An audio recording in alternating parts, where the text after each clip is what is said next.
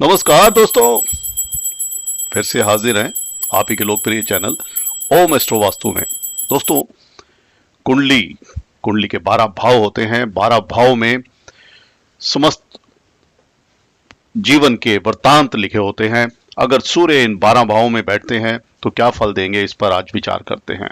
सबसे पहले बात करते हैं, सूर्य अगर किसी की लगन भाव में बैठे हैं, लगन भाव में बैठकर सूर्य क्या दे रहे हैं? सूर्य लगन भाव में बैठकर आपको घमंडी बना रहे हैं, ना किसी की सुनेगा और हर बात हर काम को टालने वाला होगा, परंतु वो निपुण होगा और उसका प्रभाव होगा। उसके शरीर के सिर के हिस्से में बाल कम होंगे। ऐसा व्यक्ति चंचल प्रवृत्ति का होगा, अस्थिर संपत्ति का मालिक होगा, यानी ऐसे व्यक्ति के अंदर क्रोध भी बहुत होगा। इसके बाद दूसरा भाव आता है, द्वितीय भाव को हम बोलते हैं धन का भाव, वाणी का भाव, संपत्ति का भाव। दूसरे भाव में अगर सूर्य विराजमान है तो आपको संपत्तिवान बनाएंगे, भाग्यवान बनाएंगे, साथ ही आपको थोड़ा झगड़ालू भी बनाएंगे। नेत्र के, मुख के दोष होते हैं। स्त्री के लिए कुटुंब से झगड़ा भी कर लेगा ऐसा व्यक्ति अपनी पत्नी के लिए, और धन, कुटुंब और पत्नी हर तरह के सुख मिलेंगे, लेकिन संतान सुख में कमी नजर आ रही है। धन का नाश भी हो रहा है और शरीर से ऐसा व्यक्ति थोड़ा भद्दा भी दिखाई देता है। कुंडली के तीसरे भाव को हम बोलते हैं साहस का भाव, छोटे भाई बहनों बंधुओं का भाव। अगर इसमें सूर्य बैठ गए तो आपके भाई की कमी महसूस होगी। सफल तो होंगे ही आप और आकर्षक होंगे। स्त्रियों से प्रेम करने का वृतांत भी ये दिखा रहा है, पराक्रमी भी दिखा रहा है, प्रतापशाली भी दिखा रहा है। सरकार से आपको रिकॉग्निशन मिलेगा, यानी सरकार की तरफ से आपकी बात मानी जाएगी, यानी कोई ऐसा पद आपको मिलेगा जो सरकार से संबंधित हो। कुंडली का चतुर्थ भाव माता का भाव बोलते हैं, सुख का भाव बोलते हैं, लग्जरी का भाव बोलते हैं, और वाहन यानी गाड़ी का भाव। इससे आपका अगर सूर्य यहाँ विराजमान है तो आपको डोमेस्टिक हैप्पीनेस मिलेगी। वाहन सुख में कमी दिखा रहा है, हृदय रोग भी दिखा रहा है। ऐसा व्यक्ति विदेशों में सफल होता है। चौथे भाव में सूर्य बैठते हैं तो जातक को चिंताग्रस्त बना देते हैं।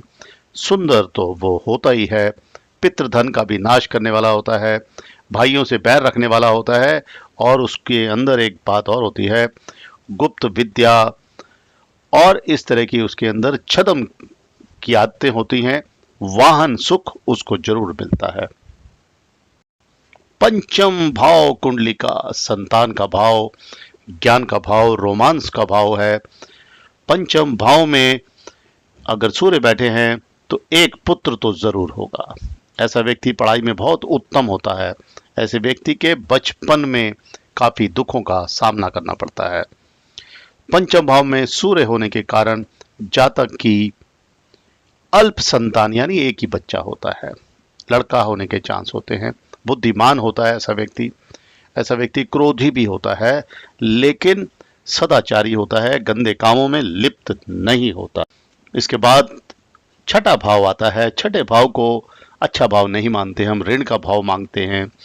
ये डर का भाव, रोग का भाव होता है।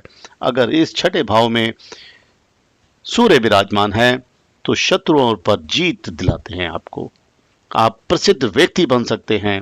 भाग्य आपका इतना ऊंचा होता है कि आप राजा की तरह ऊंचे पद पर जा सकते हैं। नेत्र रोग होने का भी कुछ विवरण नजर आता है।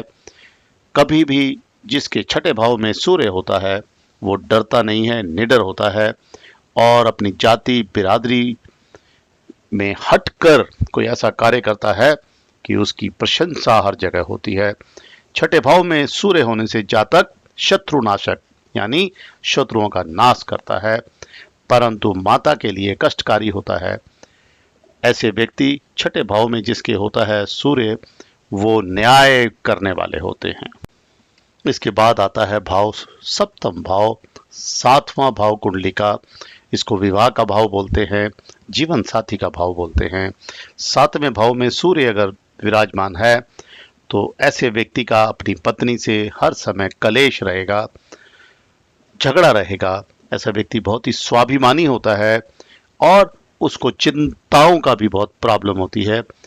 पति पत्नी के सुख में कमी आती है, यानी किसी लड़की के भाव में अगर सूर्य बैठा है तो उसको उसके जीवन में जो पति मिलेगा उसमें काफ़ी कमियां भी हो सकती हैं, झगड़े के कारण भी होंगे।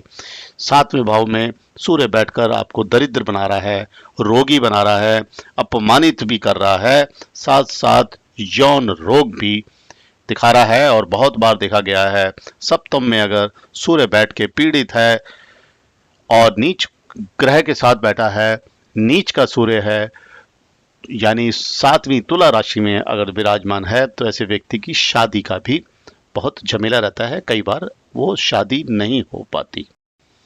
अष्टम भाव को बोलते हैं आयु और मृत्यु अपमान का भाव। अष्टम में अगर सूर्य बैठे हैं तो आयु में कमी कर रहे हैं, धन का भी नाश करेंगे, यात्राएं जो होंगी वो धार्मिक प्रवृत्ति की होंगी। ऐसे लोगों के मित्र भी नहीं होते, ऐसे व्यक्ति दरिद्र होते हैं और कई बार देखा गया है इनकी आयु भी बहुत कम होती है। इनको धैर्य की बहुत ज़्यादा कमी होती है और क्रोध होने के कारण समाज में बहुत ज़्यादा ये अपमानित महसूस करते हैं। इसके बाद भाव आता है नवम भाव, भाग्य भाव बोलते हैं। भाग्य भाव में सूर्य बैठकर आपको सत्यवादी बना रहे हैं, सुंदर बोलने वाले हैं, बहुत संतान होगी, बहुत सारी संतान हो सकती है, मित्र भी हैं, पिता और पत्नी से संबंध खराब होने का भी अंदेशा नवम भाव के सूर्य दिखाते हैं। नवम भाव में सूर्य व्यवसाय में बहुत उन्नति दिखा रहे हैं, राजमान्य यानी कि गवर्नमेंट जॉब भी नजर आ रहा है और ऐश्वर्यपूर्ण जीवन भी ऐसे लोगों का व्यतीत होता है, क्योंकि धन का कोई कमी नहीं होती इनको। दसम भाव कर्म का भाव होता है। दसम भाव में अगर सूर्य बैठे हैं तो ऐसा व्यक्ति बहुत ही गुणी हो जाएगा, सदाचारी होगा, प्रसिद्ध होगा, कई पुत्र हो सकते हैं ऐसे व्यक्ति के और बहुत सारी गाड़ियां भी होंगी। ऐसे व्यक्ति के साथ एक और है बहुत सुंदर बात, ऐसा व्यक्ति राजा के समान जीवन व्यतीत करेगा। इनके जीवन में अनुशासन हर समय रहता है। 10वें भाव में सूर्य होने से कई बार स्त्री के साथ कलेश भी दिखता है, क्योंकि ऐसा व्यक्ति बहुत ही स्वाभिमानी होता है और इसके कारण चिंताएं उसको घेर लेती हैं, बहुत सारी चिंताओं का भी कारक बन जाता है। 11वें भाव के अंदर हम लाभ भाव देखते हैं। 11वें भाव के अंदर अगर सूर्य विराजमान है तो आपको राज सेवा देगा, गवर्नमेंट जॉब देगा, धनी होंगे, बड़े भाई से आपके संबंध खराब करा रहा है। ये मान और मेहनती भी बना रहा है और स्त्रियों से प्रेम संबंधों का भी काफी झुकाव दिखा रहा है। सुखी होते हैं ऐसे व्यक्ति, स्वाभिमानी भी होते हैं और ऐसे व्यक्ति के साथ एक और बात है, इनके संतान बहुत कम होती है। कुंडली का 12वां भाव व्यय का भाव होता है। मृत्यु, जेल, विदेश यात्रा का भी इससे संयोग देखा जाता है।